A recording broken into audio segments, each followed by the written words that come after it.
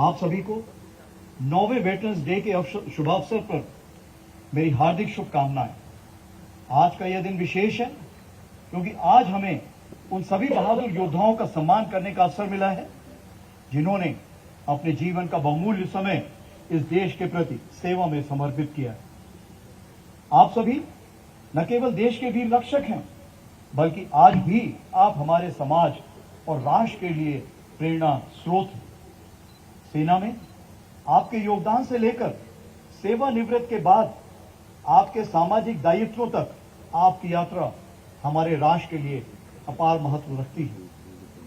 हमारा राष्ट्र आज अपने विकसित भारत के स्थापित लक्ष्य की ओर तेजी से कदम बढ़ा रहा है। इस लक्ष्य की प्राप्ति के लिए हर नागरिक के समावेशिता की आवश्यकता है।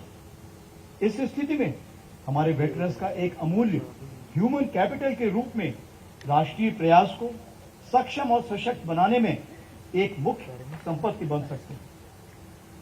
यदि हम यानी 24 लाख रजिस्टर्ड वेटरन्स, 7 लाख वीर नारी विधवाएं, 28 lakh registered dependents, 12 lakh serving soldiers और उनके तकरीबन 24 लाख डिपेंडेंट्स और 28 लाख ऐसे लोग जो नॉन डिपेंडेंट होते हुए भी साथ में रह रहे हैं, इन सब की अगर हमको लागत लगाएं तो ये 1.25 करोड़ यानी 1.25 करोड़ की जनसंख्या बनती है। यह ह्यूमन कैपिटल अनुभव, अनुशासन और प्रतिबद्धता से भरपूर है और इसे राष्ट्र निर्माण के प्रयासों में एक महत्वपूर्ण योगदान देने में उपयोग में लाया जा सकता है। इस दृष्टिकोण के अनुसार सेना को राज्य सरकारों तक सक्रिय रूप से पहचान बनाने का प्रयास जारी है। उन विभिन्न क्षेत्रों और पृष्ठभूमि का विस्तार किया जा रहा है जहां पूर्व सैनिक राष्ट्र निर्माण के प्रयासों को सुदृढ़ करने में सहभागी बन सकें। इस प्रयास के दो पहलू जिन्हें समानांतर रूप से आगे बढ़ाने की आवश्यकता है।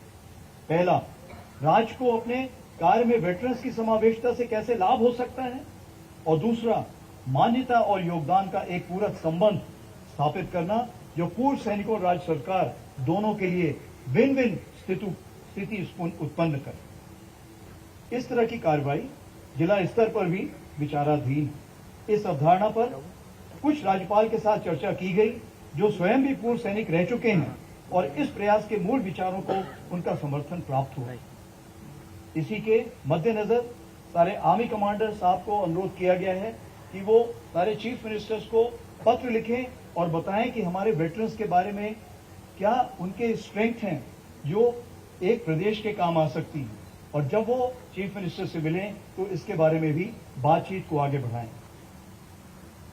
इस पहल की सफलता इस बात पर निर्भर करती है कि सिविल फंक्शनरीज को कितनी कुशलता से समझाया जा सके और वेटरन्स के बीच समावेशिता और सामूहिक परियोजनाओं में भागीदारी के लिए तालमेल स्थापित किया जा सके। आपके साथ यह साझेदारी केवल एक तरफा नहीं हो सकती। यह रिकॉग्निशन और पेबैक का एक परस्पर पूरक रिश्ता है।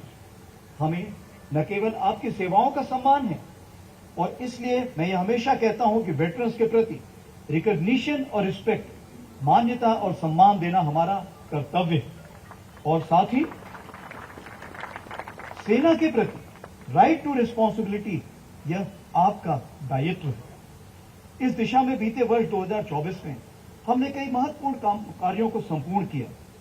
12,000 लाभार्थियों को वेलफेयर स्कीम के माध्यम से तकरीबन 60,000 करोड़ से अधिक की राशि डिसबर्स की गई।